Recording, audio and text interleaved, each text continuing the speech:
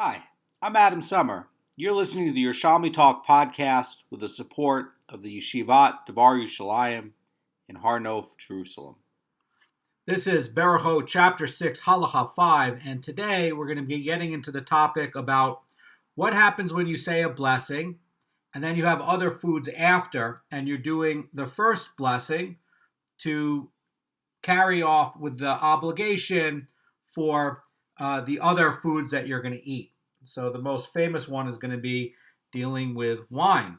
So the Mishnah starts off and says, if one recited a blessing on the wine that is drunk before the meal, he has discharged his obligation, also his blessing obligation for the wine that is drunk after the meal.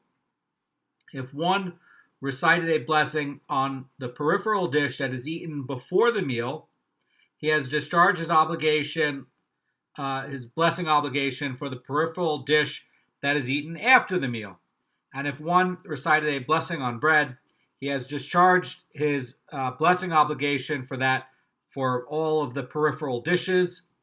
And if one recited a blessing on the peripheral dish, he has not discharged his blessing on the obligation of bread. Very important for the one that is not like the others. So let's say you're at a party and you're having some salads. You're having a salad and you eat the salad and you know you're going to wash for bread and you say the bracha after the salad.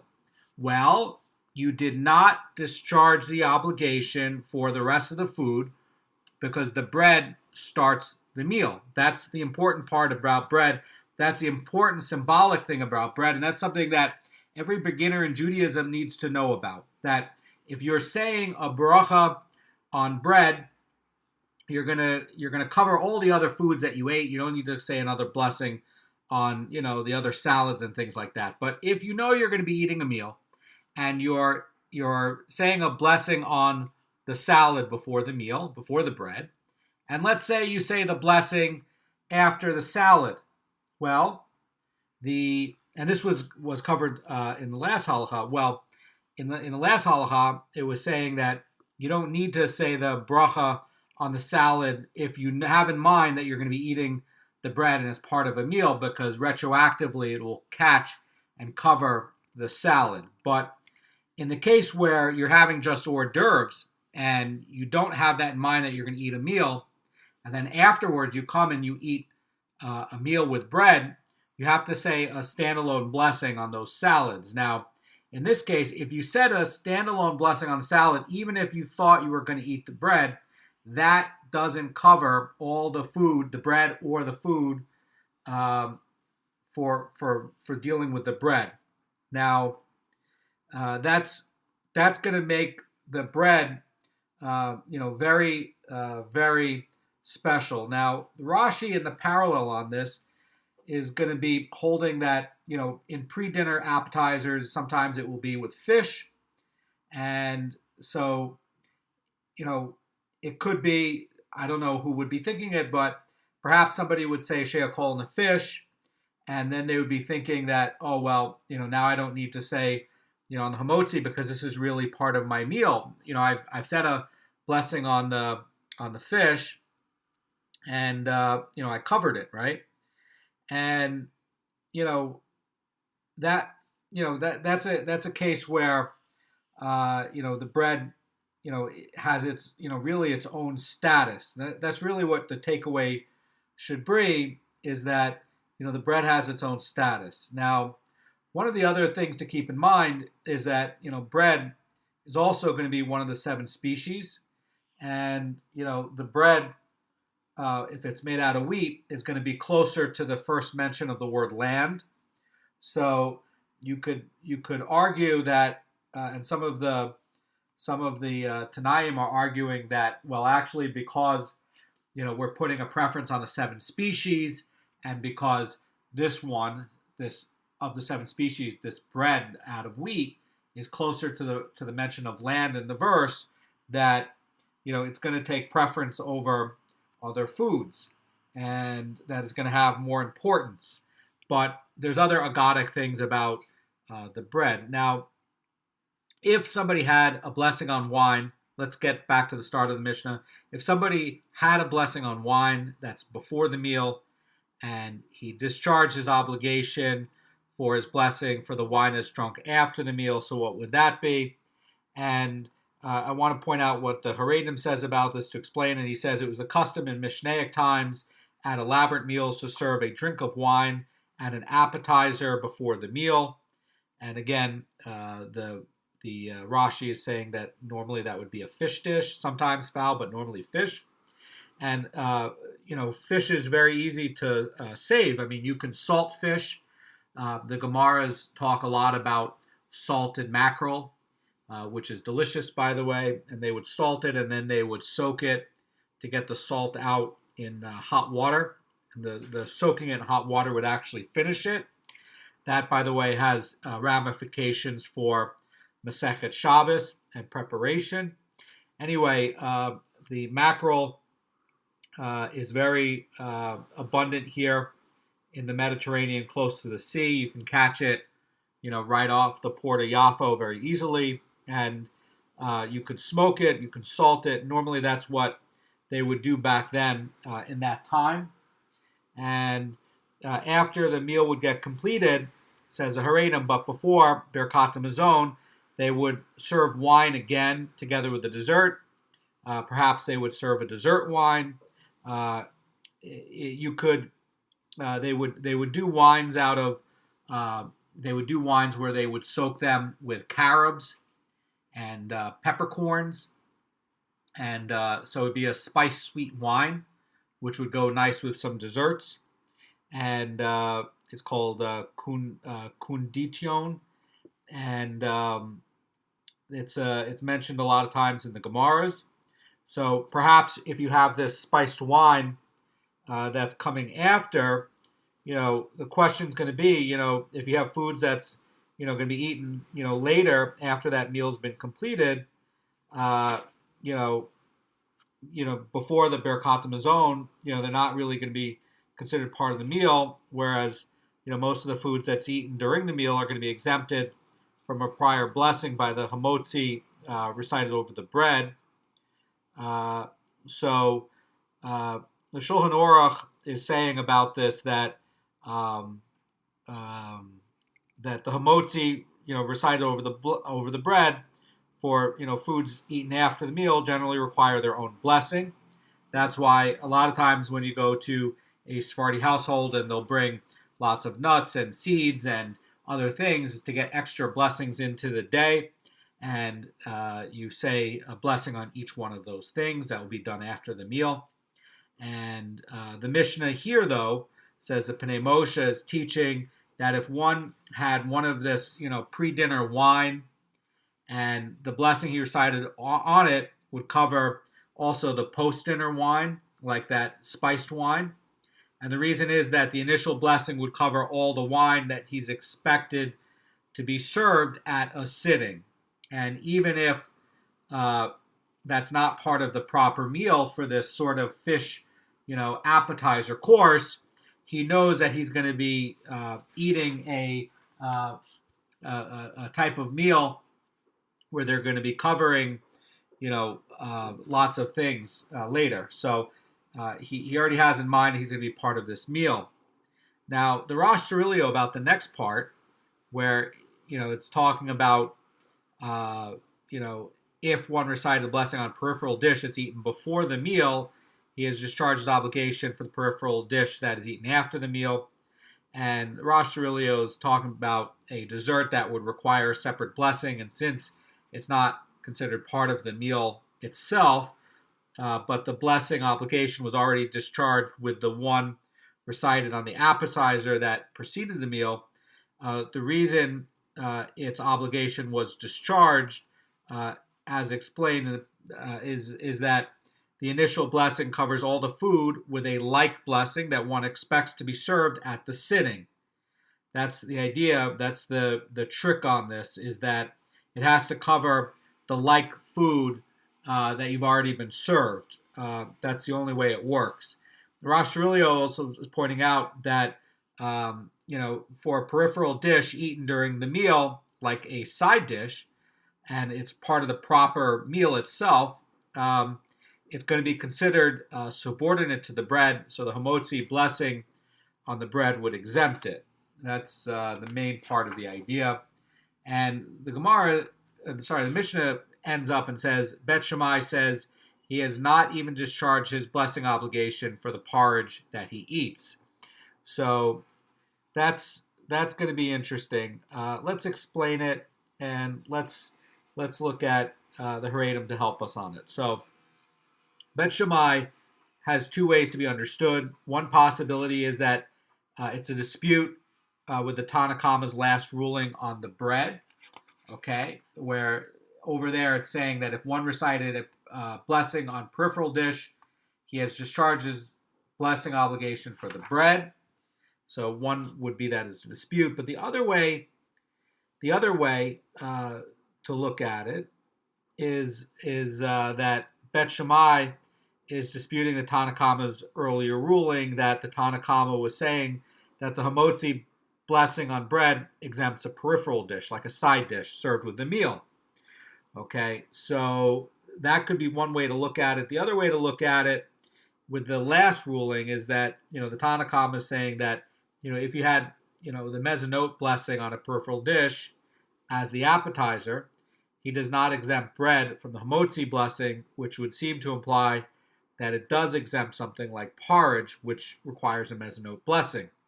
So if that were the case, then Bet Shammai would be disagreeing with this leniency and ruling that mezonot on the appetizer does not exempt even porridge. That's one way to do it. Another way to look at it is that Bet Shammai would be disagreeing that hamotzi does not exempt even porridge served during the meal, and surely it would not exempt a peripheral dish. It's unclear, from this Mishnah which it's going to be, but the Gemara is going to get into which of these interpretations is going to be correct. Sometimes the Gemara is going to try to rule out what something is not, and then show you what something is in the oral tradition. And part of the oral tradition is understanding what Bet Shammai is saying. You can't understand Bet Hillel unless you study and understand Bet Shammai. That's a key point in learning. It's just like you can't understand what Rava is saying without studying what Abaya is saying. Okay, so let's get in the Mishnah. So we're going to get in the first part of the ruling, and Rav Chizda says, we learned in the Mishnah only that if one recited a blessing on the wine that is drunk before the meal, he has discharged his obligation, and he's discharged also his blessing for the wine that's drunk after the meal, like perhaps this dessert wine. But if one recited a blessing on the wine that is drunk during the meal, he has not discharged the blessing obligation for the wine that is drunk after the meal. So the Bnei Moshe says about this that if there's no wine that's served before the meal, such as, the wine that would be, coming, during like one of these appetizer courses, then the wine drunk during the meal is, going to require a blessing. That's going to be the idea. So the Haredim explains about this that wine that is drunk during the meal has a different purpose than the wine that's drunk before or after the meal. And before or after the meal, one drinks it for its own sake and it's for pleasure. But during the meal, you drink the wine to help with your digestion, and you sip small amounts to wet the food when it's swallowed. And the wine that is drunk with this wetting is going to be less significant than when it's consumed for its own sake for drinking. That's going to be the idea, so that you have really three different uses over the wine, even if it's the same wine. But the wine that's going to be in the middle of dinner, says the Haredim, based on the Tosafot, is going to be where it's like wetting the wine, it's like wetting the food with the wine, and it's going to be regarded as less significant. And by the way, the Bavli also holds that. So there's no dispute on that, and the Bavli also holds that. So important to keep in mind that you really have this middle dinner thing is for digestion and is regarded as less significant. Now, there's going to be another ruling by the Amorim that looks like it's going to contradict this Mishnah, but we're going to get an answer to it in a bit. So Gemara says, there in Bavel, they say, even if one recited a blessing on the wine that is drunk before the meal, he has not discharged the blessing obligation for the wine that is drunk after the meal. Now, the Gemara is going to, by the way, this is also going to be discussed in the Bavli in page 42b. The Gemara is going to wonder about this, okay? It's a big Kiddush. It's going to be wondering. And the Gemara wonders, says, but we learned in our Mishnah, if one recited a blessing on the wine that is drunk before the meal, he has discharged his blessing obligation for the wine that is drunk after the meal. And the Gemara is going to answer that question. And the Gemara says, Rav Huna and Rabbi Yeshua ben Levi offered different resolutions to this question. And one of them said the Mishnah refers to the likes of one who drinks kondishon, which is a wine that is going to be commonly included as a post-dinner drink. This is going to be that wine I was talking about, where they're going to flavor it with either honey or carobs and pepper. And it's an expensive drink, and just rich people would tend to drink it because, again, you're offering a type of meal that has many kinds of wines. And a lot of times, wine was scarce and they would hold on to the wine just to make kiddush. So this is a rich person that, can afford to take some of the wine and spice it up with some pepper and honey or carobs, and then they would serve it as a dessert. Now, something to keep in mind, just FYI, if the wine was a new wine, so that it was a year old, they would use an old carob. And if it was a older wine, where it was more than 2 years old or more, they would use a new carob. So that's generally what they did. That's in a sugya somewhere in the Shas. So the wine the spice wine would be a post-dinner drink. And in some cases, wine is going to be exempted by a blessing on a pre-dinner drink. Normally, you're having a meal where you're having 3 different kinds of wines effectively, or certainly 2 different kinds of wines. It's going to be like a dessert wine.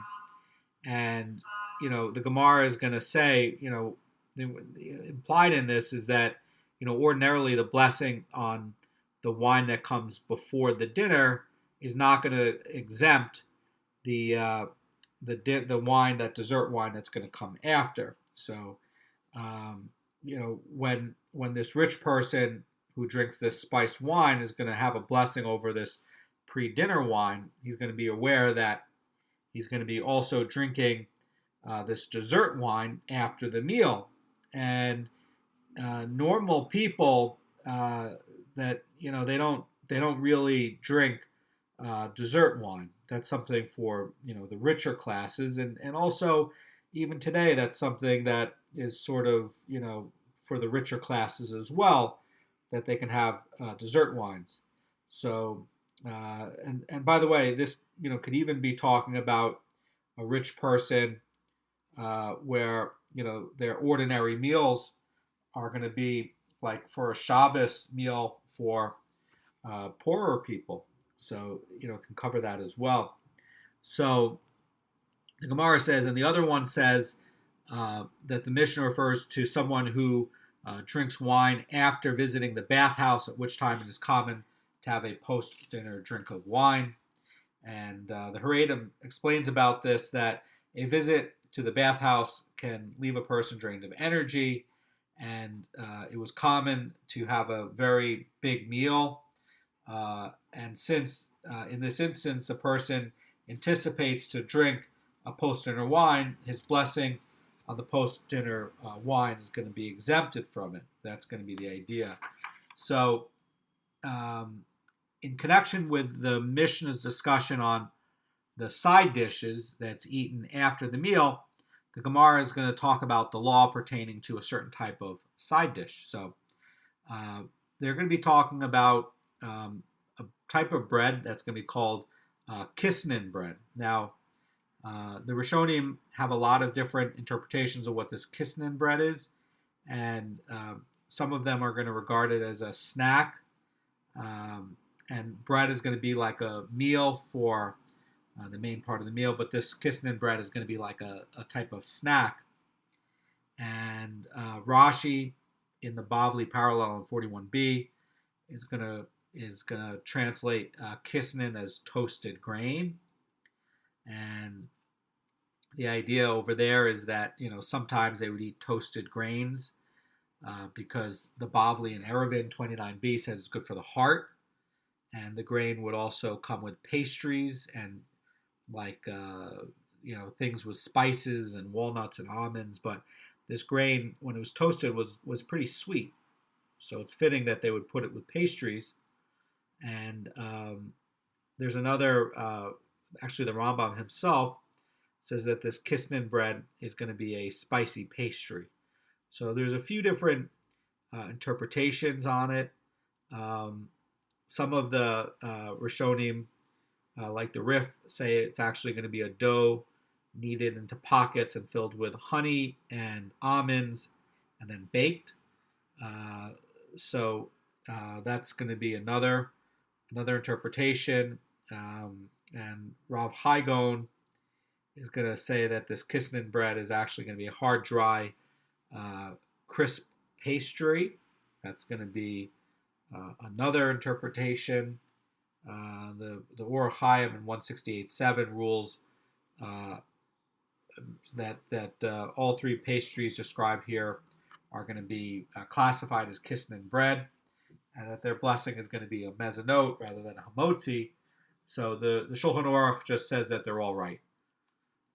So not this, not that, not this. They're all describing the same thing. Says the Shulchan Aruch that the view of Rav Goan or Rambam or the Rif or Rashi, they're all correct. It's all kisnin. That's the final resolution. So Rabbi Chelbo says in the name of Rav Huna, in the name of Rav, in the name of Rabbi Chia the Great, kisnin bread is that is eaten after the meal has ended and before Berechot Mazon, and it requires a blessing both before it being eaten and after it being eaten. And the Haredim explains about this, that the rule that it requires a blessing before it's eaten is implicit in this Mishnah. And by stating that the blessing recited on the pre-dinner peripheral dish discharges the post-dinner dish as well, that Mishnah is going to imply that the post-dinner side dish is not going to be covered by the hamotzi blessing over the bread. Now, the idea, says the Haredim, is that since the kisnin bread is served after the meal, that's a periphery dish, and it's served as a dessert, and it's not a staple. And we see that when it's eaten after the meal, the kisnin bread requires its own blessing. That's going to be the idea on that. Now, the Tosafot in the Bavli 41b is pointing out that what's novel about Rabbi Chia's ruling is the later part, that the kisnin bread eaten after the meal requires a blessing afterward, and that is not going to be exempted by the Berechot Mazon that's saying over the bread. That's going to be the novelty of this, as pointed out by the Tosafot. So the Gemara is going to put up a dissenting view, and Rabbi Ami says Rabbi Yochanan disagrees with Rabbi Chia's ruling, and we're going to get into this precise point of disagreement coming up, and here's what it is. So Rabbi Mana says to Rabbi Hizkiah, so this is going to be the Rabbi Mana who took over the yeshiva in the north in Sipori from Rabbi Hizkiah. Rabbi Hizkiah made this yeshiva. By the way, he funded it by selling honey. You can find that in Masechet Peah in chapter 7, Halacha 3. And he paid for it with extra honest business dealings, ironically enough, on honey. So the Gemara says, regarding what case does Rabbi Yochanan disagree? And, perhaps only regarding a case where one had already eaten that type of kisnin bread during the meal proper. That's going to be the question from Rabbi Manna. So the Haredim explains about this that that even if one already ate the kisnin bread during the meal, when he eats it after the meal, he must recite an after blessing, a prior blessing. And Rabbi Yochanan exempts it only from the after blessing, and so the post-meal kisnin bread is not going to be a supplement to the mid-meal kisnin bread. So even if they served this kisnin in the middle of the meal and at the end of the meal, what they're saying is the after meal that's going to be dessert is not going to be exempted by the hamotzi that was recited over the bread. And it is going to be exempted by the Birkat Hamazon because the fact that some kisnin bread was eaten during the meal indicates that the person is eating kisnin bread not purely for the pleasure, but also to be satiated. So if your intent, says the Haredim, is going to be somewhat, even partially, to be satisfied, it's going to be permitted to be covered by the Birkat Hamazon. That's the idea by the Haredim to explain Rabbi Manna's point. And Rabbi Hiskiah answers and says, Rabbi Hiskiah replied and says, no, Rabbi Yochanan maintains that even when one did not eat that type of bread, that type of kisnin bread during the meal, and he began to eat it only after the meal, it does not require its own blessing. So they're trying to figure out what is the point of Rabbi Yochanan. Now, Rabbi Manna and Rabbi Hiskiah are really great at trying to clarify, what the Yerushalmi is talking about. These are two of the last Amorim that are in the Yerushalmi. They're not the last two, but they're two of the last. And Rabbi Hiskiah's point, says the Haredim, is that Rabbi Yochanan holds that while foods eaten after the meal are not considered part of the meal and generally require their own blessing before and afterward, but the kisnin bread is nevertheless exempted from an after blessing by Birkat Hamazon. And the idea is that kisnin bread is in essence a bread, and like genuine bread, it's going to provide sustenance.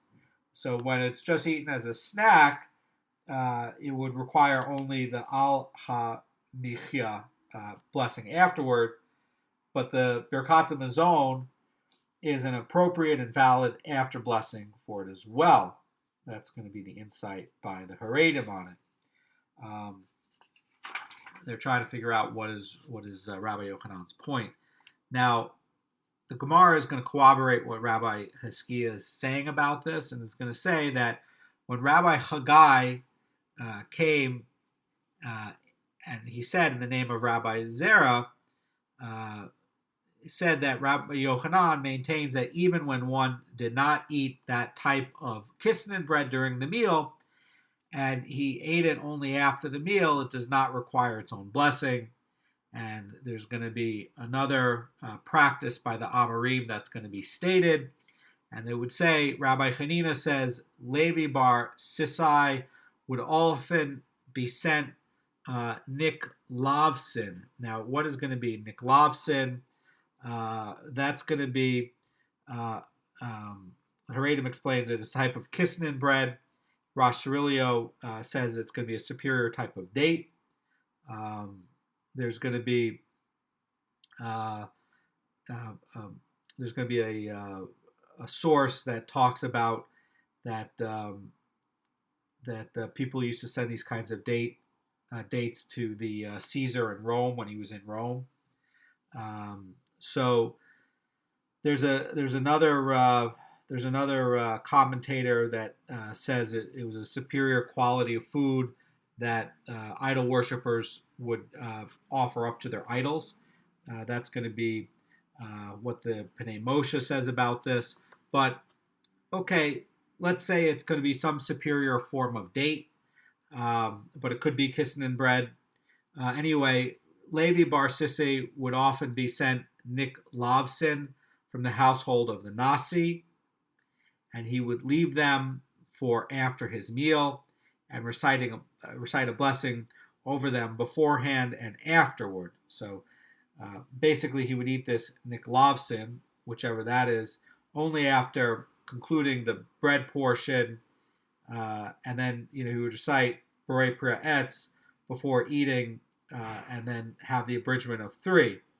Or if it were the kisnin bread, he would have al ha-michya, and then, or he would have al ha-etz after he would eat it.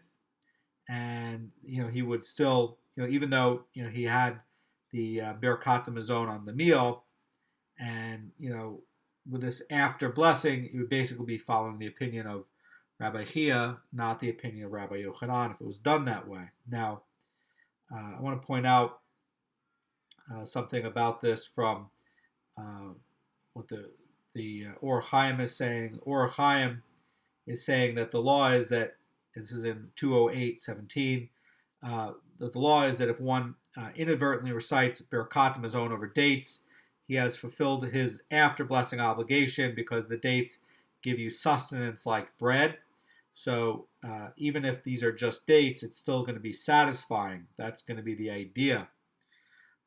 So actually, there's other places in the Gemara that recommend that you eat a couple of dates after a meal. Perhaps the reason why is because it helps to satisfy. It helps to make sure that you're satisfied.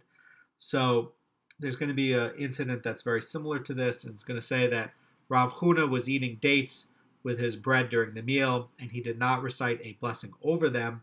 And Rav Hia bar Ashi said to him, "Do you disagree with your master Rav?" Who basically was, ruling in the name of Rabbi Hia the Great that food eaten after the meal requires their own blessing before and afterward.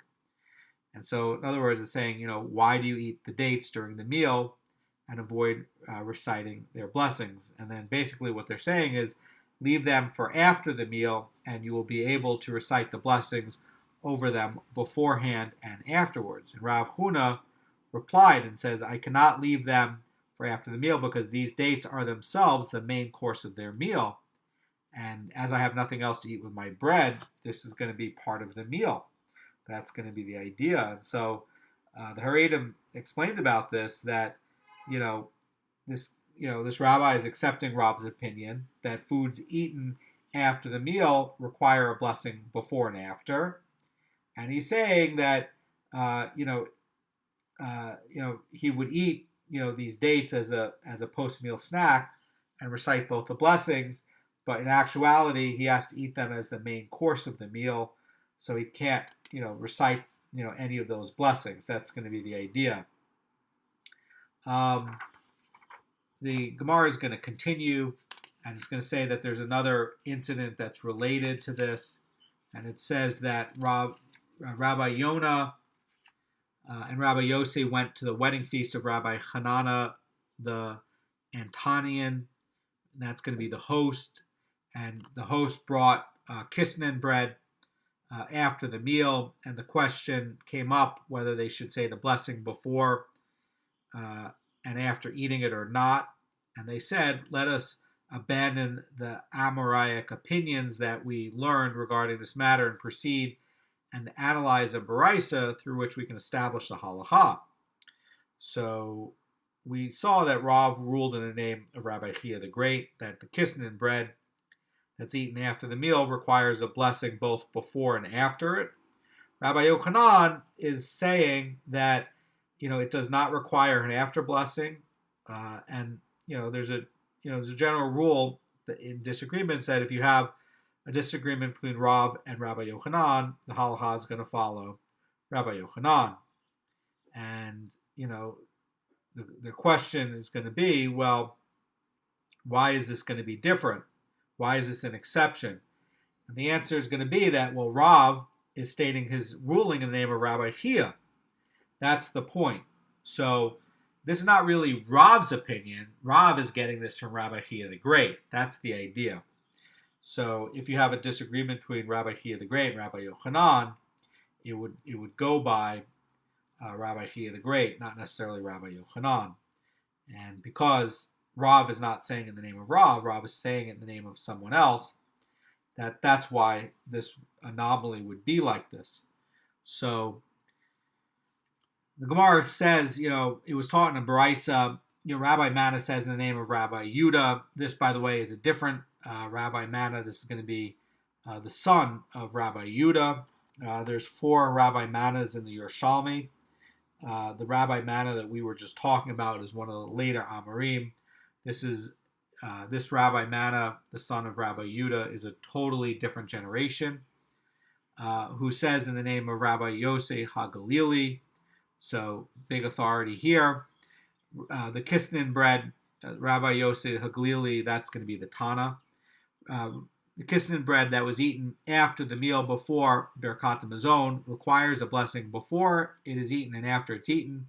And upon analyzing the Brisa, they said, since this ruling is stated in the Brisa as an individual opinion of Rabbi Yosei HaGalili, and basically, it's implicit that the rabbis disagreed with him and maintained that there's no blessing recited after the post-meal kisnin bread. Let us act in accordance with the opinion of the majority, which would be the rabbis. So basically, the rabbi's opinion is going to be consistent with Rabbi Yochanan's opinion, that there's going to be no after blessing that's going to be recited on the post-kisnin bread.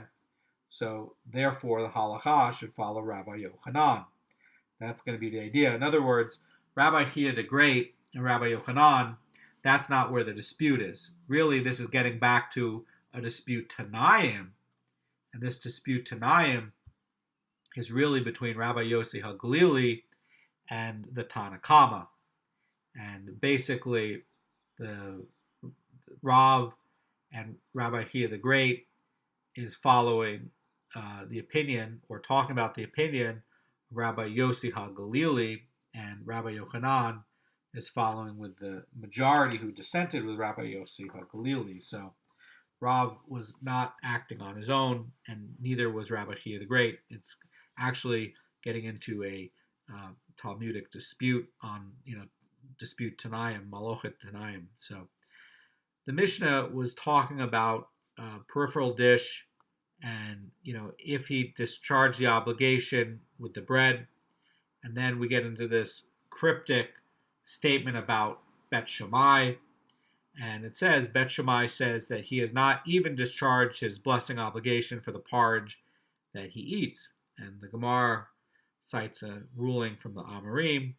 And it says, Marinus, the son of Rabbi Yeshua, says, one who eats grizme, whose blessing is going to be Beur, Minei, Mezonot. We talked about what this grizmasha is. And I guess grizme is going to be the plural for grizmash.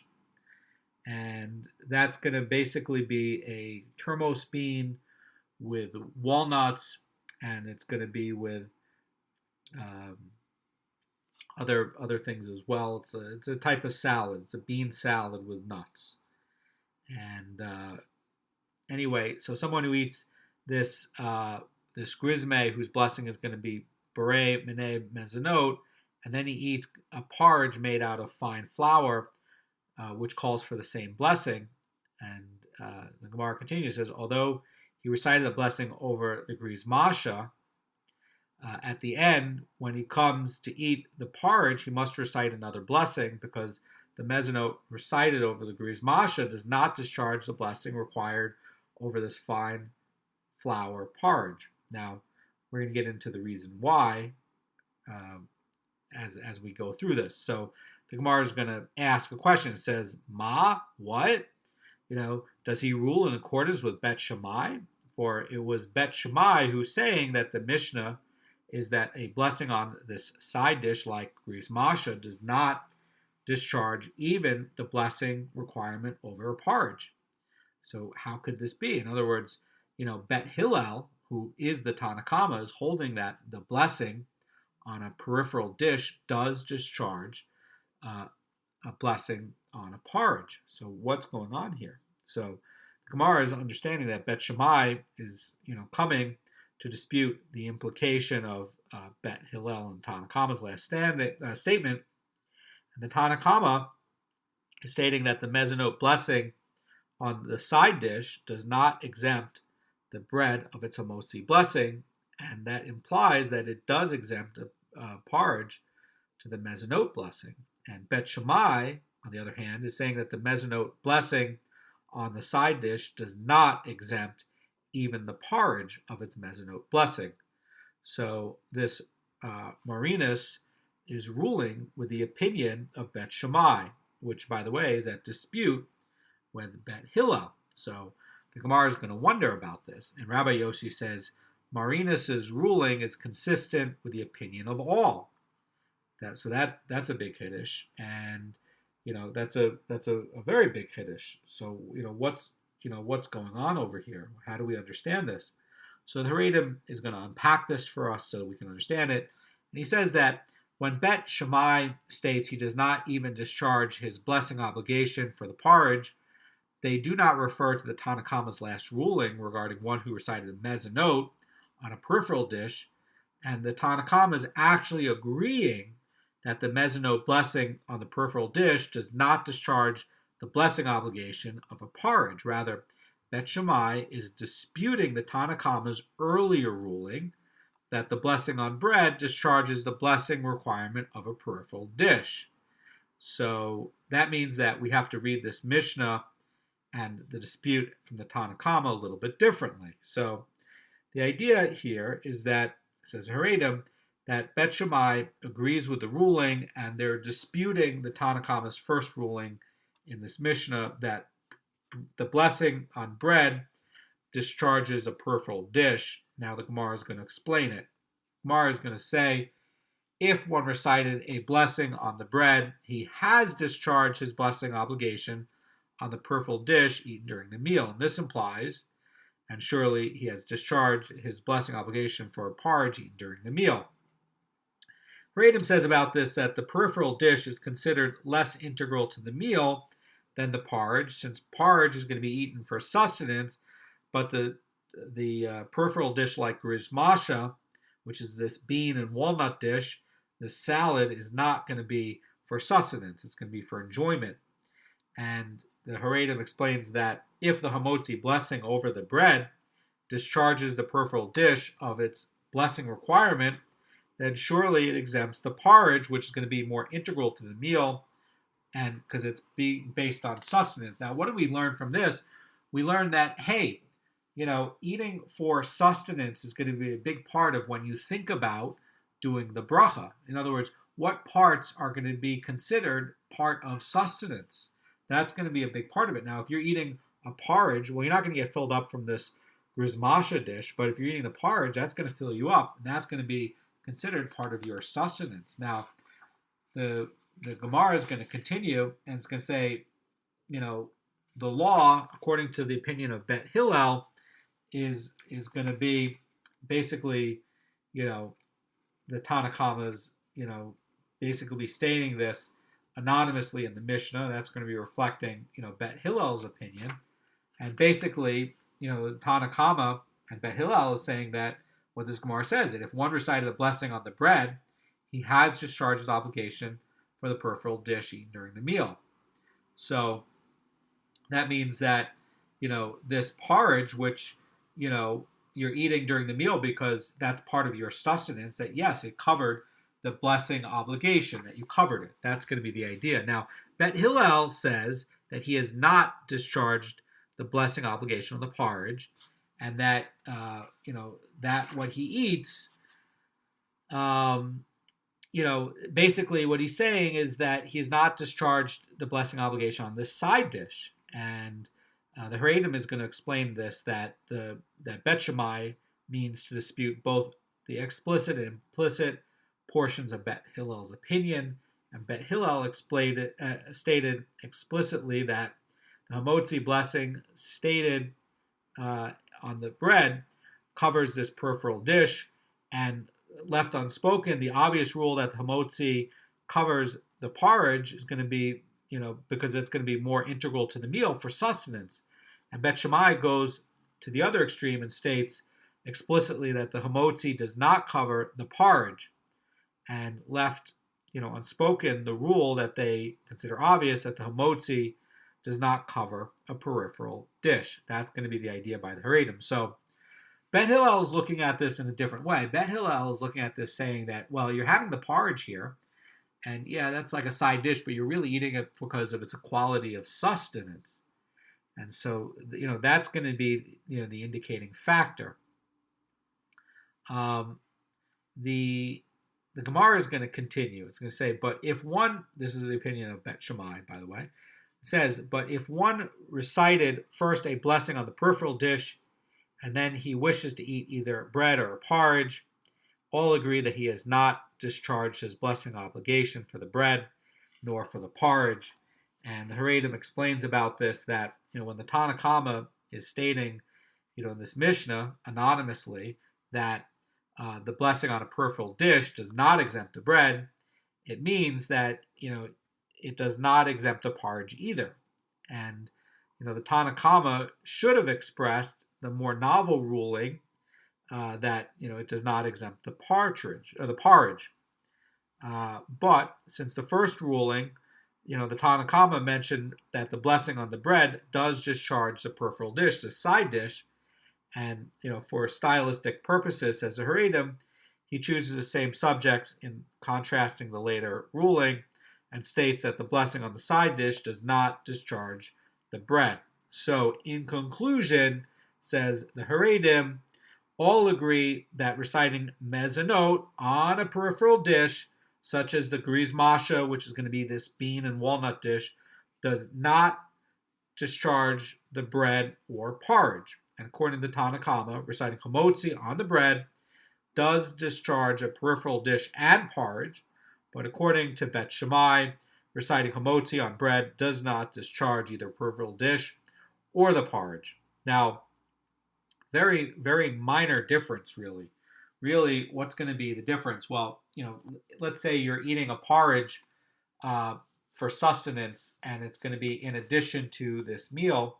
Well, basically, does the hamotzi cover the porridge or not? And then really, this is an argument about sustenance, right? Because you're eating the bread for sustenance, and this griz masha is not really for sustenance; it's just for some enjoyment in the meal. And then you're eating more porridge because you're not going to get filled up with this walnut bean dish, but you are going to get filled up by this porridge, and maybe you don't have that much bread. So, the question is going to be, what's going to be satisfying? So, the Haredim, further explains about this that it should be noted that the entire discussion of whether the mezonot blessing on a side dish does discharge the porridge and vice versa, and that's going to be to a person, who recited the blessing over one food without the specific intent for the other. But the Haredim explains that all agree, both Bet Shammai and Bet Hillel agree that when two foods have the same blessing and a person intends for his blessing to cover both this and that, it covers both this and that. So the disagreement between Bet Shammai and Bet Hillel is very small. Really, perhaps the person's eating this griz masha and the bread, and then he's hungry still. And then he's going to go eat the porridge for more sustenance. Well, the question is going to be, at that point, he didn't have in mind to eat this porridge later. Did the hamotzi cover it or not? And basically, it's a very, very minor disagreement on a very minor point. It's actually very major, but a lot of times the disagreements on Bet Shammai and Bet Hillel are not as big as you think. And actually, there's no disagreement that, if the person's eating this mezonot porridge as part of the meal, everybody agrees the bread covers it, right? The case is coming up where, the person still wanted some satiation from the food. Maybe this bean dish and bread was not enough, and he went and got a porridge after. And he didn't have mind, to have the porridge. He didn't know that he was going to be hungry after. And that's going to be whether, at that point, did he discharge the obligation with the bread or not? Bet Shammai says no, Bet Hillel says yes. So really the key on it is whether they had the intention to have this as part of the meal beforehand or not. And part of the big question is, why are you eating it? Are you eating it because it's like a dessert and you're just having it for a taste in your mouth? Or are you eating it for satiation? And that's going to be, another big point on this. So the Gemara now is going to finish up and it's going to resolve this, and it's going to talk about, appetizers that you eat before the meal. And Rabbi Abba, the son of Rav Papi, inquired, and it says, concerning one who eats an appetizer made of wheat flour, and he intends to eat bread afterward, what is the law with respect to reciting an after blessing over the wheat flour appetizer? In other words, what he's asking is, does it require its own blessing, or is it going to be covered by Berechot Mazon, which he's going to recite over the bread later? And the resolution is going to be that the rabbis of Caesarea resolved the inquiry, ruling that he must recite an after blessing over the wheat flour appetizers. So, something of note here, Haredim points out that the rabbis of Caesarea disagree with the Amorim that we were talking about when we were talking about Rabban Gamliel Zuga and Rabbi Zera, and they were talking about a case in chapter 6, Halacha 4, where they were exempting pre-meal appetizers from an after blessing. That, by the way, you can find a similar commentary about that by the Meiri in Bavli 41b, parallel. Now, according to the approach of the Haredim, it's saying that the wheat flour food is merely an example of an appetizer, and the Gemara actually deals here with the law of all appetizers eaten before the meal. So it's going to be unclear, why this is placed here and not earlier in chapter 4. That's the note by the Haredim, and also the Rashba has that approach as well. The Mara Fulda has a totally different approach. He's saying that the Gemara does not refer to appetizers in general, but specifically wheat flour appetizers. And the idea, says the Mara Fulda, is that wheat foods do not whet the appetite for bread like other appetizers, and they're going to be eaten more as a snack than an appetizer. And so, according to an ordinary appetizer, numerous Amorim concluded that they are considered part of the meal and that it would be exempt from their own after blessing. That's going to be the idea. Now, the question is going to be, well, why is a wheat appetizer going to be different?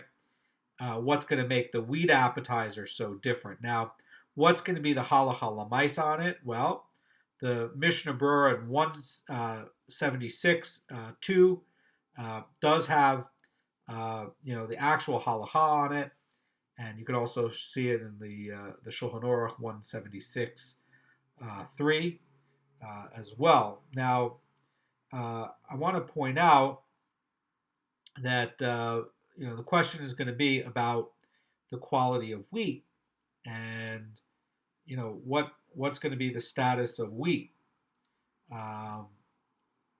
The Rambam, by the way, is going to be holding that,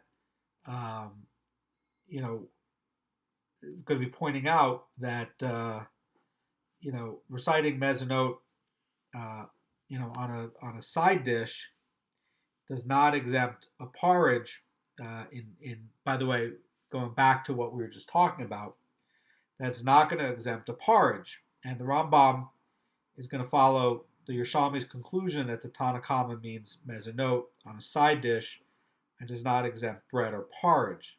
Now, this is going to be a key thing, because we were just talking about mezonot, we were just talking about a wheat porridge, and now we're talking about a wheat appetizer over here. So I think maybe the Mara Fulda's approach is going to be where it's specifically talking about a wheat appetizer rather than a general appetizer, like what the Haredim and the Rashba approach is. Now, why would it be? Well, the Rambam is spending a lot of time pointing out the differences on mezonot. That's not necessarily going to be from a porridge, and then also from a porridge in accordance with the last sugya we were talking about. And there's a note that it's talking about a wheat porridge, and over here now it's talking about a wheat, like a wheat flour sort of thing that you're going to be eating now before the meal. So it could be that what we were just looking at in Halacha 4 really is a standalone with what Rabban Gamliel Zuga and Rabbi Zera and Rabbi Shmuel Bar Nachman were talking about, where they're saying that it's a general pre-meal appetizer, and this is now talking about something special with wheat in specific, being specific to wheat and the quality that wheat has that, like a pre-meal salad would have. So always check the halacha lemaisa.